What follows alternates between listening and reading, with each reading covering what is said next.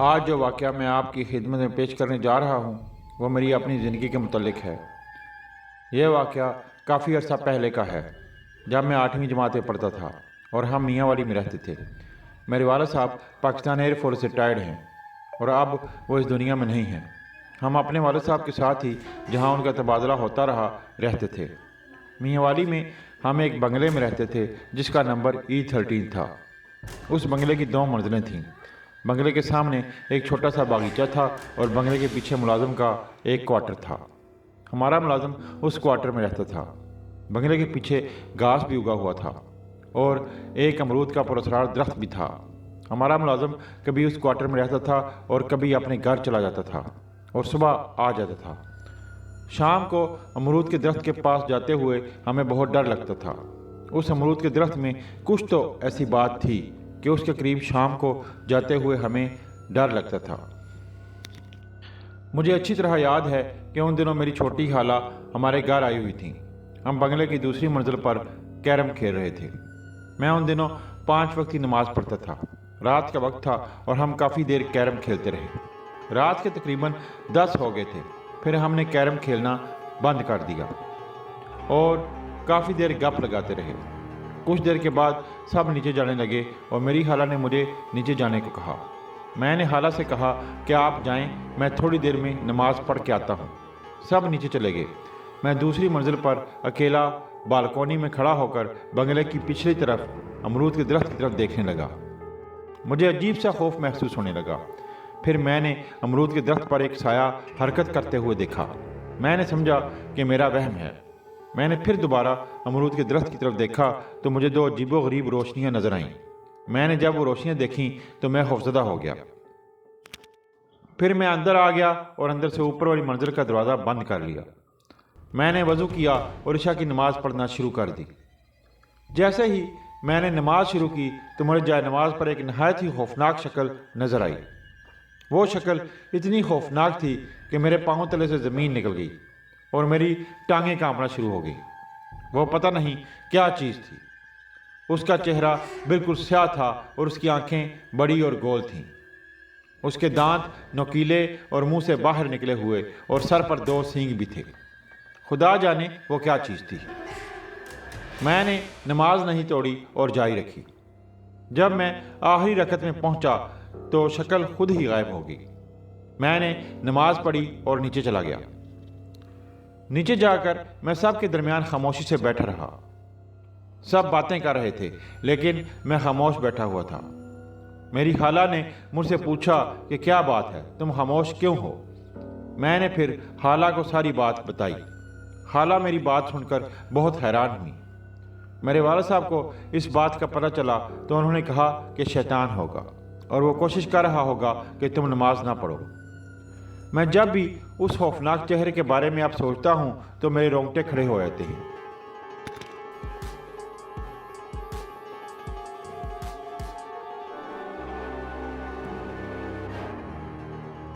میں ایک ٹیچر ہوں اور میں ہوم ٹیوشن بھی پڑھاتا ہوں۔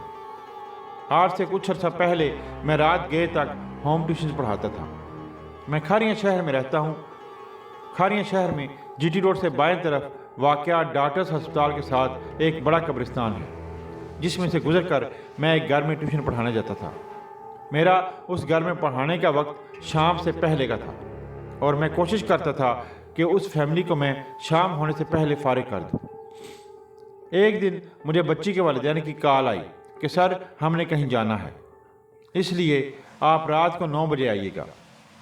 میں چاہتا تو کہتا کہ رات کو میں نہیں آ سکتا، اس لیے چھٹی کر لیں، لیکن بچی کے امتحان نزدیک تھے، اس لیے میں نے سوچا کہ بچی کا حرج ہوگا۔ میں نے کہا ٹھیک ہے میں آ جاؤں گا۔ رات کو 9 بجے میں اس بچی کو پڑھانے GT روڈ کی طرف چلا گیا۔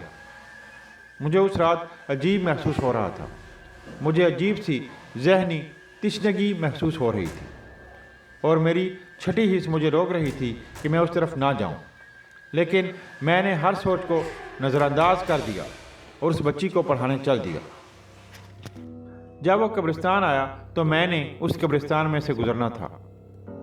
پہلے بھی میں قبرستان میں سے گزرتا تھا لیکن اس رات میرا قبرستان میں سے گزرنے کا دل نہیں کر رہا تھا۔ مجھے ایسے محسوس ہو رہا تھا جیسے کوئی چیز مجھے روک رہی ہے۔ میرے تو قدم ہی میرا ساتھ دینا نہیں چاہ رہے تھے، لیکن میں خیال کو پس پش ڈال کر قبرستان میں داخل ہو گیا۔ قبرستان میں سے دوسری طرف نکل کر ہی اس بچی کا گھر تھا۔ اس بچی کا پہلا پرچہ ریاضی کا تھا، اور وہ ریاضی میں کمزور بھی تھی۔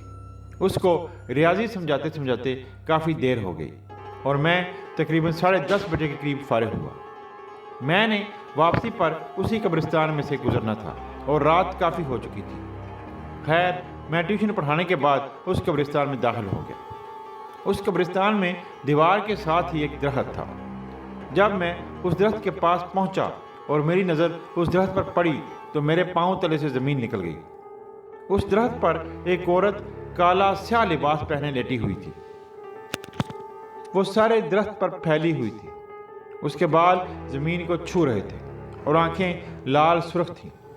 اس کا چہرہ بھی کالا سیاہ تھا۔ میں نے اس عورت کو دیکھ کر تیز قدم چلنا شروع کر دیا۔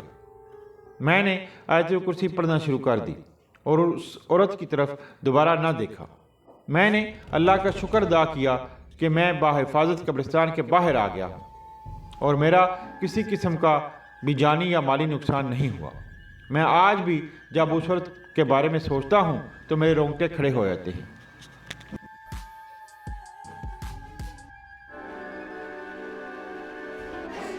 انسان کی زندگی میں کئی واقعات ایسے رونما ہوتے ہیں جن کو دیکھ کر عقل دنگ رہ جاتی ہے۔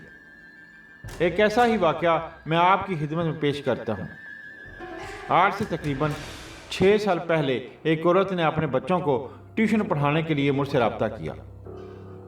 ٹیوشن فیس طے پا گئی اور میں ان کے گھر پڑھانے چلا گیا۔ ان کی ایک بیٹی تھی جس کا نام عائشہ تھا، جو کہ 9ویں جماعت کی طالبہ تھی۔ اس نے میرے پاس پڑھنا تھا۔ جب مجھے کچھ دن عائشہ کو پڑھاتے ہوئے ہو گئے تو عائشہ کی والدہ نے مجھ سے پوچھا کہ سر، عائشہ کی چھوٹی بہن تہمینہ ہے، آپ اسے پڑھا لیں گے؟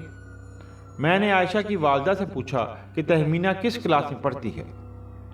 باجی نے جواب دیا کہ وہ 1 کلاس میں پڑھتی ہے۔ میں نے ان کو مشورہ دیا کہ آپ اسے کسی ٹیچر کے پاس اس کے گھر پڑھانے بھیج دیا کریں، اور جب بڑی کلاس میں چلی جائے گی تو میں حاضر ہوں، میں پڑھا دوں گا۔ میں نے باجی سے کہا کہ اگر میں نے تہمینہ کو پڑھایا تو یہ عائشہ کا وقت بھی ضائع کرے گی، کیونکہ ایک چھوٹے بچے کے ذہن میں کوئی بات بٹھانا بڑا مشکل ہوتا ہے اور اس میں کافی وقت لگ جاتا ہے۔ باجی بضد تھیں کہ سر، میں تہمینہ کو کہیں اور نہیں بھیجنا چاہتی، اسے آپ ہی پڑھا دیا کریں۔ باجی نے کہا کہ سر، آپ فیس جتنی مرضی لے لیں اور تہمینہ کو پڑھا دیا کریں۔ خیر، میں نے تہمینہ کو پڑھانا شروع کر دیا۔ ایک دن میں ان کے گھر پڑھانے گیا اور تہمینہ کو پڑھانے لگا۔ میں نے تہمینہ سے کہا کہ بیٹا ڈائری نکالو۔ تہمینہ نے ڈائری نکالی اور میں نے ڈائری دیکھی تو اس میں اردو حروف تہجی کا ٹیسٹ دیا گیا تھا۔ میں نے تہمینہ سے پوچھا کہ بیٹا آپ کو حروف تہجی آتے ہیں؟ اس نے ہلکا سا سر ہلا دیا، جیسے کہنا چاہ رہی ہو کہ سر نہیں آتے۔ تہمینہ ایک معصوم سی اور بہت پیاری بچی تھی۔ خیر، میں نے اسے حروف تہجی رف کاپی پر لکھ کر دیے اور اسے کہا کہ انہیں دیکھ کر نیچے لکھو۔ اس نے کاپی لے لی اور لکھنا شروع کر دیا۔ میں نے عائشہ کو پڑھانا شروع کر دیا۔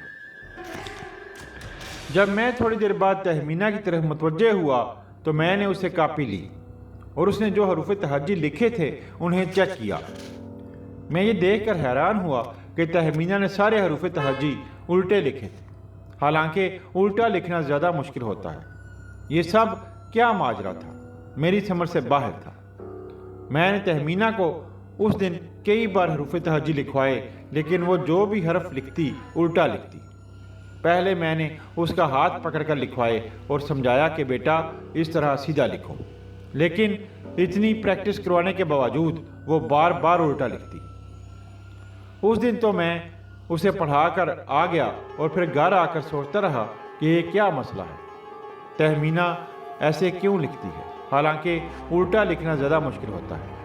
میں نے اسے کچھ دن پڑھایا اور میں نے دیکھا کہ بار بار پریکٹس کروانے کے باوجود وہ اردو کے حروف تہجی الٹے لکھتی ہے۔ میں نے اس کی والدہ کو بلایا اور ان کو بتایا۔ اس کی والدہ دیکھ کر بہت حیران ہوئی۔ میں نے باجی سے یہ بھی کہا کہ الٹا لکھنا تو زیادہ مشکل ہوتا ہے اور مشکل کام یہ کر لیتی ہے اور آسان اس سے نہیں ہوتا۔ عجیب معمہ تھا۔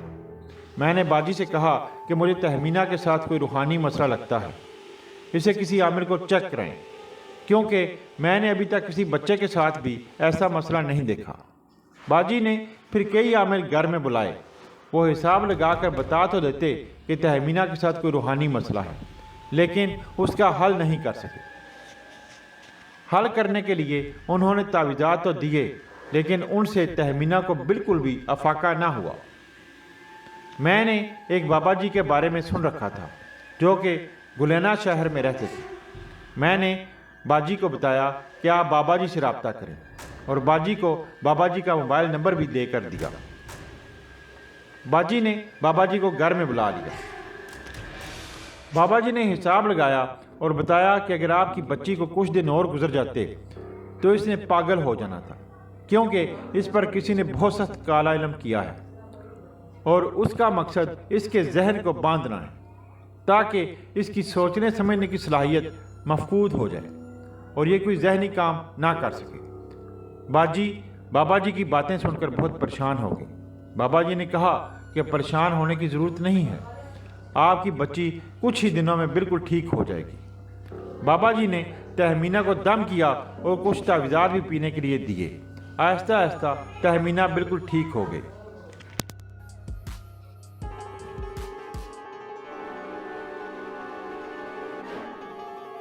انسان ہر وقت اپنے مسائل اور پریشانیوں کے بارے میں سوچنے اور انہیں حل کرنے میں لگا رہتا ہے۔ جب انسان اپنے آگے پیچھے پریشان حال دنیا کو دیکھتا ہے تو اسے اپنے مسائل اور پریشانیاں بالکل چھوٹی لگنے لگتی ہیں۔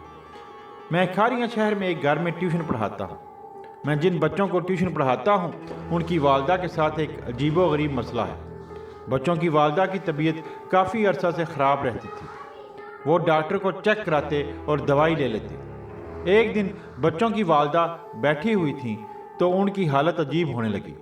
ان کا سارا جسم کانپنے لگا اور آنکھیں بہت خوفناک ہو گئیں۔